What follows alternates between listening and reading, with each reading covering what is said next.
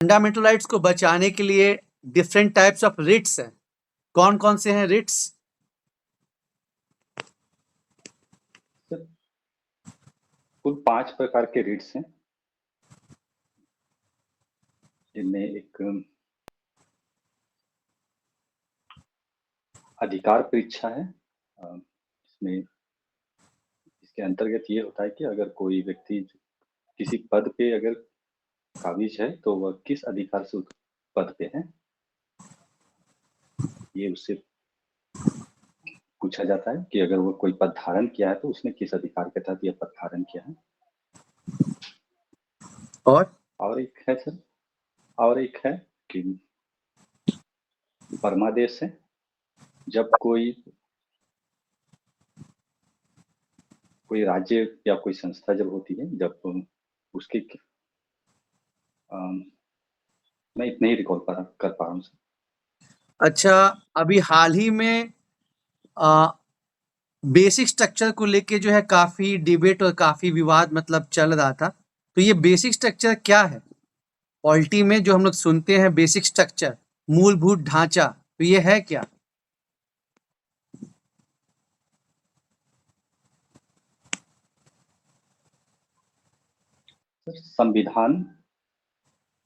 संविधान का जो निर्माण हुआ है उसमें कुछ मौलिक तत्व हैं, कुछ उसके मूलभूत भावनाएं हैं। तो जब भी संसद के द्वारा संविधान में कोई संशोधन किया जाता है तो न्यायालय के द्वारा मौलिक जो ढांचा है उसका एक आदर्श प्रस्तुत किया गया है कि संसद चाहे तो संविधान के किसी भी भाग में जितना चाहे उतना संशोधन कर सकती है, उसे अधिकार है। लेकिन जो उसका मूल भावना है, जो संविधान निर्माता जो संविधान बनाए, तो उस संविधान के तहत जो नागरिकों को और देश का प्रशासन जो चलना चाहिए, वो भावना जो है वो बनी रहनी चाहिए, उस भावना में बदलाव नहीं आना चाहिए। यही संसद का जो मूलभूत है। कौन से महत्वपूर्ण केस में जो है ये इवॉल्व हुआ था, मतलब पहली बार ये कंसेप्ट लाया गया था? सर ये जहाँ तक मैं याद कर पा रहा हूँ, ये केशवानंद भारती केस में ये मूलभूत धारणा वाले जो विचार है, ये उस समय उभर के आई थी और न्यायालय द्वारा इसके बारे में विचार दिया गया था। सही है। आप बिलोंग करते हैं पश्चिमी सिंहभूम से ना? जी हाँ सर। वहां पे कितने सब डिवीजन और कितने ब्लॉक हैं? सर पश्चिमी सिंहभूम में कुल 3 सब डिवीजन है और उसमें से एक है जगन्नाथपुर, एक चक्रधरपुर और एक चाईबासा सब डिवीजन है। और कितने जो है ब्लॉक्स हैं? माफ कीजिएगा सर, मैं ब्लॉक की संख्या याद नहीं कर पा रहा हूँ अभी। अच्छा, हाल ही में ये सुनने को आया है कि जो पीएमओ का पद है वो सुपर कैबिनेट बन गया है, ऐसा क्यों कहा जा रहा है?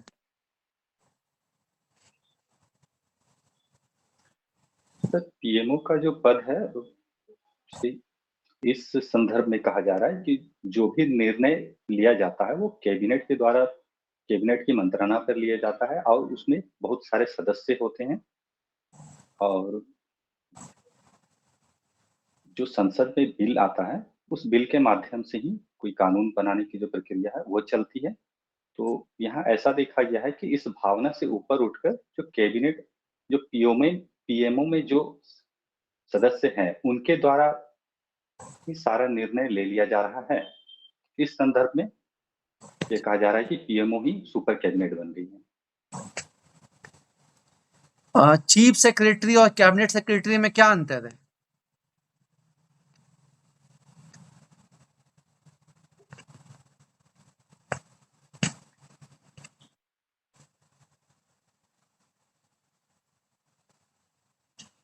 अच्छा, नहीं ध्यान आ रहा है, कोई बात नहीं। माफ कीजिए, हाँ ध्यान नहीं याद कर पा रहा। एक रोरो नदी है आपके यहाँ, उस वो काफी मतलब प्रसिद्ध भी है। वो रोरो नदी का मतलब किस विद्रोह से आप मतलब जोड़ सकते हैं? रोरो नदी जो आपके यहाँ पे है। यहाँ सर पश्चिमी सिंहभूम से होकर रोरा नदी बहती है और यह नदी प्रसिद्ध है। नदी के किनारे सन 1820-21 में हुए हो विद्रोह से, जिनमें वो जनजातियों ने अंग्रेजों के विरुद्ध युद्ध किया था और अंग्रेजों के साथ दे रहे थे पोड़ाहाट के जो महाराजा थे, और यह पूरी लड़ाई जमीन के कर से संबंधित थी। कोई विद्रोह से जोड़िए, कोई फेमस विद्रोह से। सर, फिर यही विद्रोह आगे चलकर सन 1837 में सिरिंसिया की लड़ाई के रूप में हुई, और यह आक्रोश 1837 में उससे भी ज्यादा बढ़कर दिखा, जिसके फलस्वरूप सन 1837 के बाद विल्किंसन रूल आया और जनजातियों की जो अपनी प्रथा थी, उस प्रथा को मान्यता दिया गया, आपका जो पहला मुंडामान की ऑप्शन, व्यवस्था के। आपका पहला ऑप्शन जेएस है और दूसरा ऑप्शन जो जी है वो जेपीएस है, जी ऐसा क्यों है?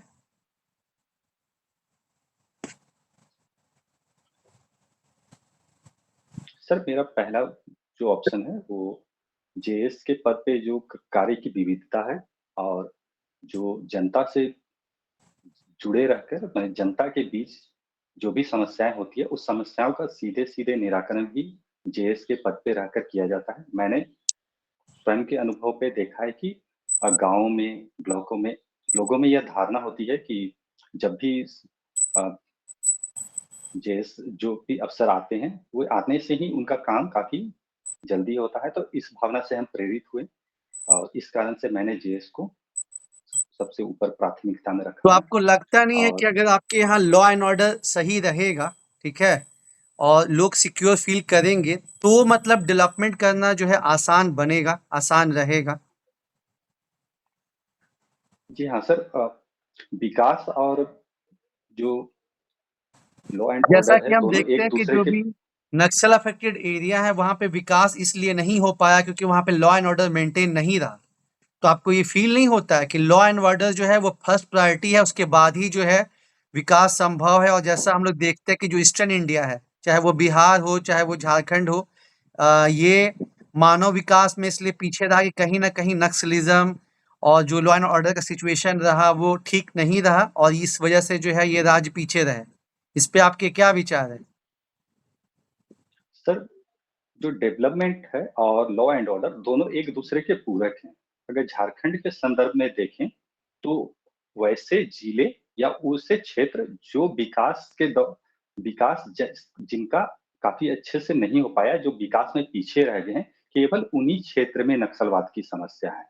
तो नक्सलवाद और जो लॉ एंड ऑर्डर से जो संबंधित जो भी अ, समस्याएं हैं, केवल उन्हीं जगहों में स्थित है जो विकास की मुख्य धारा में नहीं जुड़ पाए हैं। तो इस कारण से अगर उस क्षेत्र में विकास के कार्य अगर तेजी से किए जाएं, तो फिर लॉ एंड ऑर्डर को भी काफी अच्छे से संभाला जा सकता है। अभी हाल ही फिलहाल में जो आरबीआई है उसने रेपो रेट कट किया है, ठीक है, रिजर्व बैंक ऑफ इंडिया ने। बता सकते हैं कितना बेसिस पॉइंट जो है उसको घटाया गया है कट करके? जी सर, अभी वर्तमान में जो है वो 5.50 है, और जी सर 5.50 किया गया है। और ये कट करने का क्या मतलब निहितार्थ है, इससे क्या, कट करने से क्या बना? सर, रेपो रेट को कम किया गया, इससे जो वाणिज्यिक गतिविधियां करने वाली जो बैंकें हैं, उन बैंकों के पास ज्यादा पूंजी आएगी, और वे जो खुले बाजार की जो क्रिया है और जो जनता के पास जो लोन या किसी अन्य माध्यम से जो वो धन लेना चाहेंगे बैंकों से, उन्हें काफी कम ब्याज पर धन प्राप्त होगा। और जब जनता के हाथों में जब धन आएगा, तो वो धन जो भी है राज्य के और देश के जीडीपी में अपना योगदान देगी, और इससे जो जो मंदी की व्यवस्था से, मंदी का जो स्थिति है, उससे निकलने में काफी सहायता होगा। ठीक है मैम।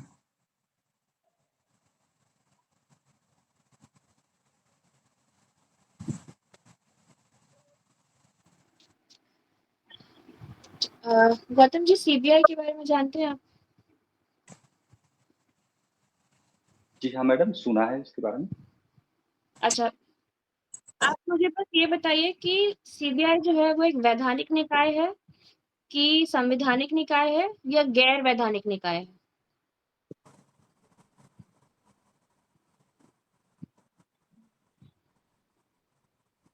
ये एक वैधानिक निकाय है। श्योर है?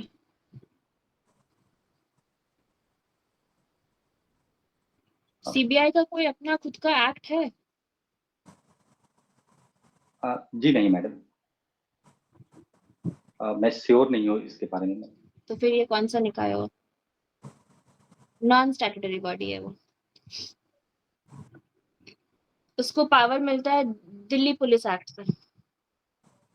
जी अच्छा, अ, अभी के चीफ जस्टिस कौन है? इंडिया के चीफ जस्टिस?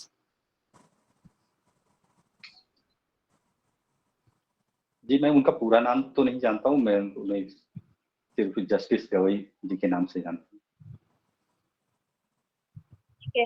क्या ऐसा डिफरेंस है, मतलब उनका क्या स्पेशल है? मतलब वो काफी न्यूज में चल रहे थे, कुछ ऐसा स्पेशल बताइए उनके बारे में। जी, जस्टिस गवई जी ने एक काफी विशेष बात कही थी कि जो भी न्यायिक सेवा में जो व्यक्ति हैं, वो अपने आने वाले जो पीढ़ी है, उनको उनमें से केवल एक ही व्यक्ति को न्यायिक सेवा में जब आने की यह देंगे, मतलब उनको जोड़ना चाहेंगे ठीक है। ताकि इससे और कुछ उनके बारे में, उनके उनके खुद की लाइफ के बारे में कुछ ऐसा स्पेशल है? जी हाँ मैडम, वो पहले चीफ जस्टिस बने हैं जो कि बौद्ध धर्म के हैं। जी जी, ठीक है। अच्छा, आपको क्या लगता है कि आज के टाइम पे अगर हम देखें कुछ सालों से, तो जुडिशरी बहुत ज्यादा हस्तक्षेप कर रही है?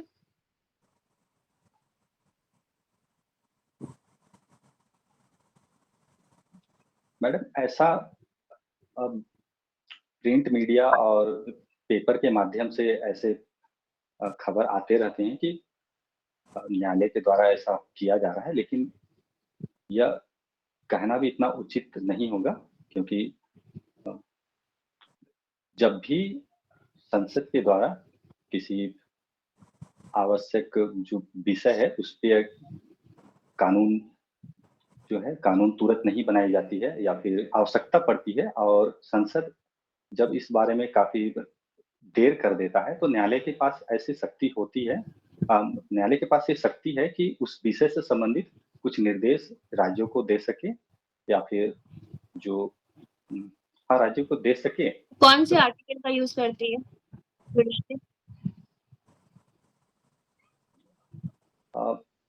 न्यायालय के द्वारा जो काफी आवश्यक विषय है उस पर अनुच्छेद 142 के तहत वो कोई विषय पे कानून बनाने की शक्ति रखती है।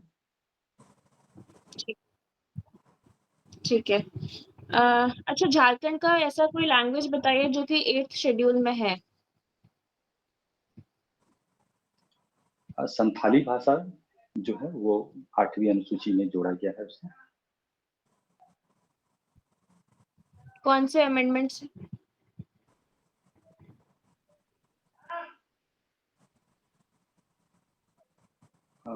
माफ कीजिएगा मैडम, ये मैं अभी याद नहीं कर पा रहा हूँ इसे।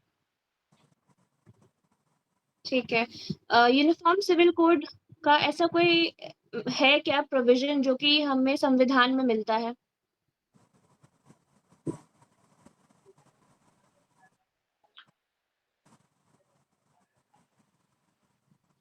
जी हाँ मैडम, राज्य के नीति निर्देशक तत्व में इसका उल्लेख किया गया है कि राज्य अ, जी, ठीक है। फाइनेंशियल विथ इमरजेंसी से आप क्या समझते हैं, फाइनेंशियल इमरजेंसी से?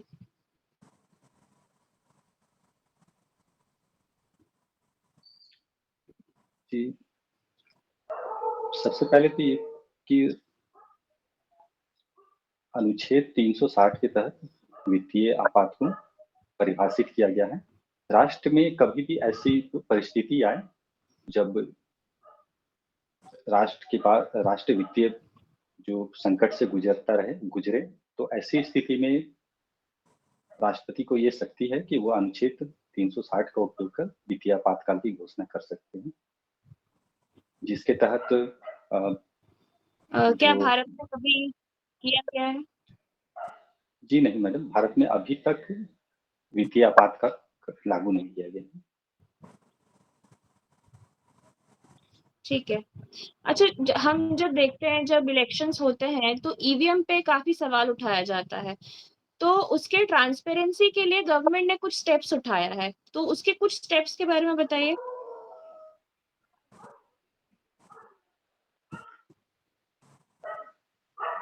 जी, ईवीएम के ट्रांसपेरेंसी के लिए एक वीवीपैट मशीन का इस्तेमाल किया जाता है, जिसमें वोट देने वाला व्यक्ति यह देख सकता है कि उसने जिस पार्टी को वोट दिया है वह वोट उसमें उसी पार्टी को गया है या नहीं। वीवीपैट में एक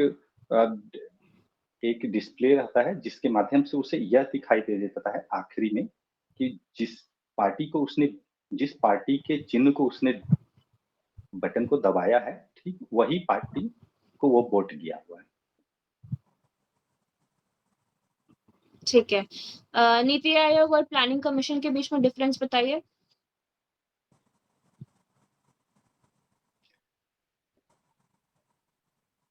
मैडम, प्लानिंग कमीशन का जो कार्य प्रणाली था वो टॉप टू बॉटम था।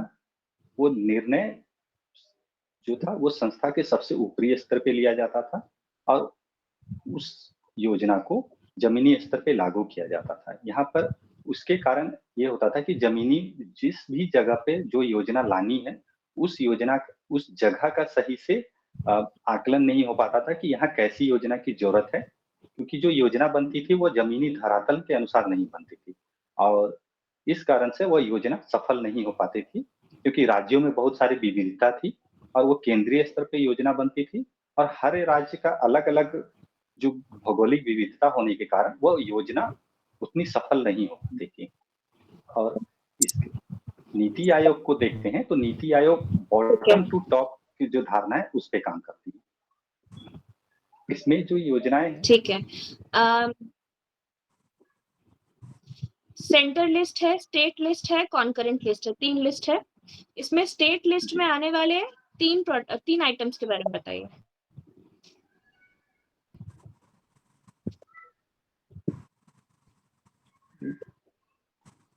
कृषि से संबंधित जो कानून होंगे वो राज्य के द्वारा बनाया जाता है और माफ कीजिएगा मैडम, मैं इतना ही याद कर पा रहा हूँ अभी। ठीक है, थैंक यू। आपका इंटरव्यू हो गया सर। Thank you madam. इधर उधर का साइड में देख रहे थे गौतम भाई? मच्छर काट रहा था तो बहुत अच्छा नहीं, ठीक है। और देखिए कुछ कुछ जो नॉलेज अच्छा,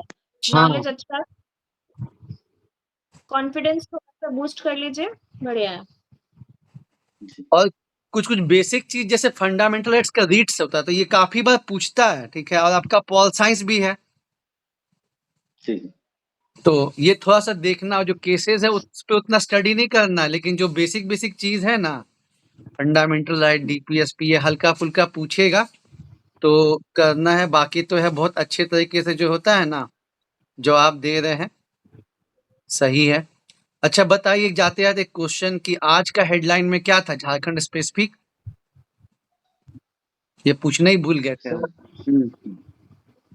सर, चेनाब नदी पे भारत की सबसे ऊंचा पुल बना है जो रेलवे पुल है और राज्य के जो एक मिल्क पाउडर का प्लांट है उसका भी उसका शिलान्यास किया गया है। बस मुझे ये दो ही क्या सिग्निफिकेंस है मिल्क पाउडर का जो किया गया, इसका क्या सिग्निफिकेंस है? सर, जो कृषक समूहों द्वारा जो दूध पालकों कृषक समूहों द्वारा जो अतिरिक्त दूध का जो उत्पादन हो, उनके द्वारा जो दूध जो उत्पादन हो रहा है वो सारे हम इसको किया नहीं कर पा रहे हैं सर, एक्सप्लेन नहीं कर पा रहे हैं। देखिए, जब क्या हो रहा है ना, अभी हम फील कर रहे हैं 65% के साथ, चाहे रवि हो चाहे नेहा हो, जो भी लोग हैं, कि जो फैक्चुअल क्वेश्चन चल रहा है उसमें लोग का जवाब आ रहा है सब कोई का, और जहां फ्रेम करना है ना वहां लोग फंस रहे हैं। तो 2 मिनट सोचना है कि अगर दूध का प्लांट यहाँ पे सेटअप होगा तो जैसा हम देख ही रहे हैं कि हमारे यहाँ कृषि का क्या स्थिति है, वो सही नहीं है। इवन दो बारिश अच्छी होती है फिर भी जो है कंडीशन ठीक नहीं है किसानों की। तो हम लोग नॉन एग्रीकल्चर एक्टिविटीज को बढ़ावा दे रहे हैं, मछली पालन और उसके बाद जो है मुर्गी पालन, बकरी पालन, ये सब चीज जो हो गया, और साथ ही साथ संबंधित चीज जैसे फूड प्रोसेसिंग हो गया। ये मिल्क पाउडर क्या है, मतलब फूड प्रोसेसिंग को बढ़ावा देगा जो लोग जानवर रख रहे हैं। तो ये आप कह सकते हैं कि सर चूंकि यहाँ पे कृषि का कंडीशन ठीक नहीं है, रोजगार की समस्या है, तो उसको जो है ये सब बढ़ावा देगा। ठीक है, तो आपको ये पॉइंट बोलना है कि जो ये रांची में मिल्क पाउडर वाला जो खुला है ना, उसका क्या सिग्निफिकेंस है, वही जोड़ना है। यार कुछ भी सिचुएशनल पूछेगा ना तो यही काम करना है कि जो पॉइंट्स है उसको इंटरलिंक करना है और बना के बोल देना है। ये मेंस का आंसर नहीं है, कितना सोचना है। ठीक है गौतम भाई? जी सर, हाँ, बाकी तो प्रेजेंटेशन और ये सब सही है, कोई दिक्कत का बात नहीं है। ठीक है, okay, thank you sir. All the best.